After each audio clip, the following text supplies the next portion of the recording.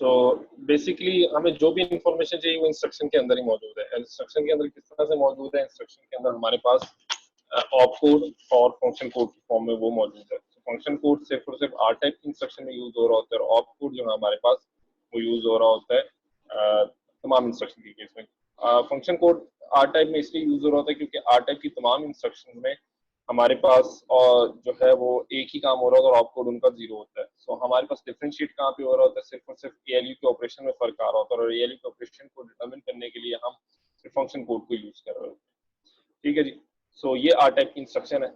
सो इसमें से op code एक निकल रहा है जो कि तमाम केस में जीरो है।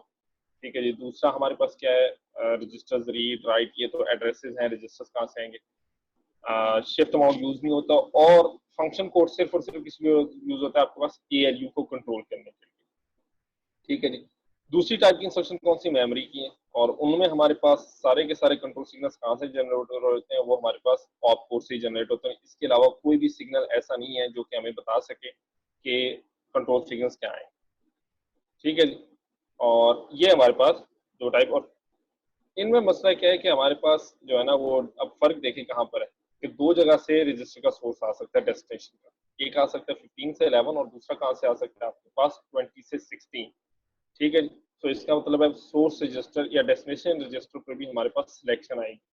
ठीक है, जिसकी वजह से अगर हम देखें तो हमारा डाटा पाथ कुछ यूं बनेगा। ये प्रीवियस डाटा पाथ था, अब 25 टू 21 आर एस बन गया, 20 टू 2016 आर टी बन गया। आर डी या आर टी में से कोई एक चीज सिलेक्ट होगी।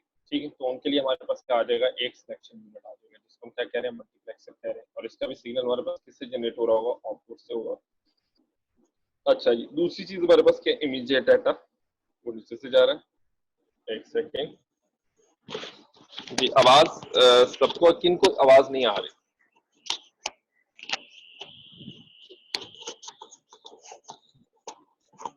आवाज मेरे ख्याल से सिर्फ आपका ही इशू आ रहा है। ठीक है, तो आप अपना जो है वो ऑडियो सेटअप चेक कर लें। ओके जी। सो हमारे पास दूसरा, हमारे पास ऑप कोड एक इंपॉर्टेंट फील्ड है जो कि बताता है कंट्रोल यूनिट के अगर कंट्रोल सिग्नल जनरेट करता है। ठीक है जी, कंट्रोल सिग्नल जनरेट होता है। तीसरा हमारे पास क्या है, एएलयू कंट्रोल, जो कि फंक्शन कोड से आता है।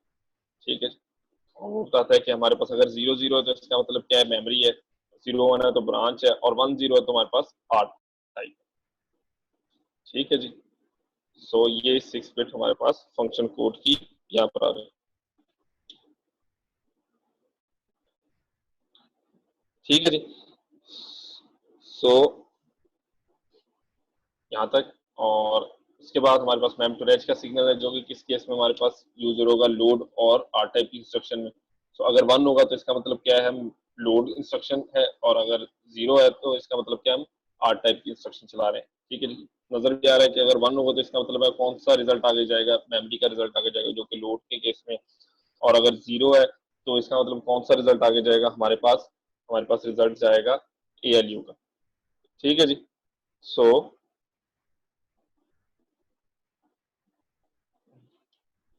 ठीक।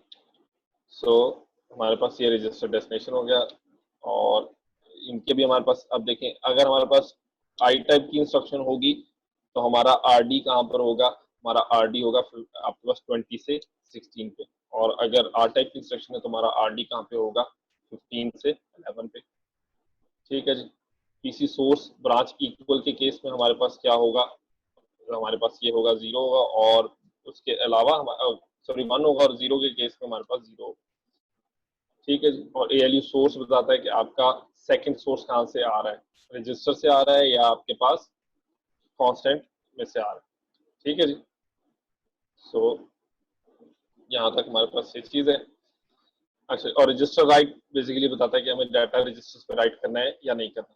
सो फॉर एग्जांपल बीईक्यू के इस केस में हमें रजिस्टर के ऊपर डाटा राइट नहीं करना। ठीक है जी। स्टोर वर्ड के केस में हमें रजिस्टर के ऊपर डाटा राइट नहीं करना। लोड के केस में, आर टाइप के केस में रजिस्टर के ऊपर डाटा राइट करना है। ठीक है जी। मैम राइट सिर्फ और सिर्फ स्टोर वर्ड के केस में हमें करना है। मैम रीड सिर्फ और सिर्फ लोड वर्ड के केस में करना है। और अगर स्टोर वर्ड और लोड वर्ड की इंस्ट्रक्शन नहीं है तो ये दोनों सिग्नल क्या होंगे, हमारे पास 0 होंगे। ठीक है जी। सो ALU जो है वो बेसिकली जैसे मैंने बताया इंजन है और उसमें सारे के सारा काम करना है। उसमें क्या करना है, ऐड, सब्ट्रैक्ट और जो है आपके पास अरिथमेटिक इंस्ट्रक्शन करनी है आर टाइप के लिए। ब्रांच के केस के लिए उसने क्या करना है, सब्ट्रैक्शन करनी है। SLT के लिए भी उसने क्या करना है, सब्ट्रैक्शन करनी है। और मेमोरी के एक्सेस के लिए उसने एडिशन करनी है। मेमोरी के एक्सेस में आपको याद होगा हम एड्रेस में ऑफसेट ऐड करते थे, तो वहां पर हमारे पास ALU ये काम कर रहा है। ठीक है, सो ALU ने सारे काम करने हैं। ठीक है, सो ALU के सिग्नल जो है वो बड़े इंपॉर्टेंट है। ALU का एक हम स्ट्रक्चर अगर देखें तो उसमें हमने ये प्रीवियसली डिस्कस भी किया था। उसमें हमारे पास A इनपुट है, B इनपुट है और उनमें मुख्तलिफ ऑपरेशन हो रहे हैं, उनके ऊपर से हम एक सिलेक्शन कर रहे हैं। ठीक है जी, और सिलेक्शन के लिए हम यहाँ पे ऑपरेशन कोड यूज कर रहे हैं। ये इंपॉर्टेंट नहीं है आप लोगों के लिए, क्योंकि being the software engineering students ये आपके स्कोप से बाहर है। एक्चुअली हम कंप्यूटर इंजीनियरिंग के स्टूडेंट्स को इस पे ज्यादा फोकस करवाते हैं। So I will just focus on this operation, कि ये बता रहा है कि अगर ऑपरेशन 0 है तो इसका मतलब है कि आपके पास A एंड B रिजल्ट जा रहा है। ऑपरेशन 1 है तो A और B जा रहा है। ऑपरेशन 2 है तो A प्लस B जा रहा है। और ऑपरेशन आपके पास अगर 3 है तो इसका मतलब है लेस देन की आपके पास जो है वो सिग्नल की इनपुट जा रही है। ठीक है जी, so we are least interested in this कि किस तरीके से ड्राइव हो रहे हैं। ठीक है जी, सो विल फोकस ऑन इन सिग्नल्स की वैल्यूज क्या बनती है। ठीक है जी, सो ऐड और हम अपने, हाँ जी, ठीक है जी, अब ये हमारे पास जो है ना वो सिग्नल्स है। सो आर फॉर्मेट के केस में हमारे पास क्या होगा, हम डाटा पाथ को देख के ही बताते हैं। डाटा पाथ में चलते हैं। आर फॉर्मेट की अगर इंस्ट्रक्शन आती है तो सिग्नल्स अगर आप नोट डाउन करना शुरू करें तो सिग्नल में सबसे पहला सिग्नल आप कौन सा देखेंगे। ठीक है, तो अच्छा जी, तो पहला सिग्नल सबसे पहले हमारे पास क्या आ रहा है, हमारे पास आ रहा है, अगर हम इसको देखें तो वहां पे उसी में चलते हैं हम। तो पहला सिग्नल हम देखें रेज राइट, कि रजिस्टर पे राइट करना है या नहीं करना। सो जितनी भी आर टाइप की इंस्ट्रक्शन है उनमें हमें क्या करना है, रजिस्टर के ऊपर डाटा राइट करना ही करना है। सो इसलिए रेज राइट का सिग्नल हमेशा के लिए हमारे पास क्या होगा, 1 होगा। ठीक है जी, सो आर फॉर्मेट की इंस्ट्रक्शन में हमारे पास रेज राइट क्या है, 1 है।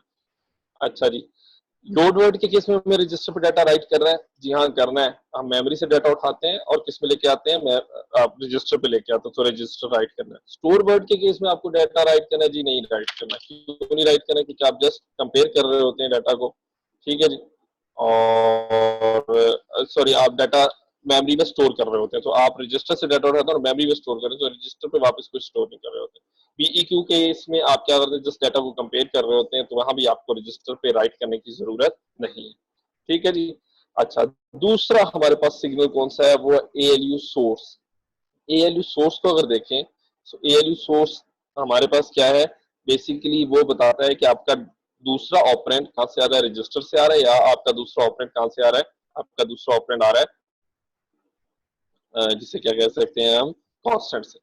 ठीक है, सो अगर हम देखें लोड वर्ड के केस में हमारा दूसरा ऑपरेंड ऑब्वियसली कहां से आएगा, आपके पास सिर्फ और सिर्फ रजिस्टर फाइल से आएगा और कहीं से नहीं आएगा। सो आर वर्ड, आर टाइप की इंस्ट्रक्शन में अगर हम देखें तो हमारा ALU सोर्स हमेशा ही क्या है, 0 है। अच्छा, लोड वर्ड के केस में देखते हैं। लोड वर्ड के केस में आपका दूसरा सोर्स क्या आएगा, लोड वर्ड के केस में याद रखिएगा, आप बेस एड्रेस एक रजिस्टर से उठाते हैं और ऑफसेट कहां से आता है, आपके पास कांस्टेंट से आता है। ठीक है जी, तो यहाँ पर आपके पास क्या होगा, 1 होगा। सो लोड वर्ड के लिए जो काम हो रहा है वही आपके पास स्टोर वर्ड के लिए हो रहा है। तो दोनों केसेस में आपके पास ALU सोर्स क्या है, वो आपके पास 1 है।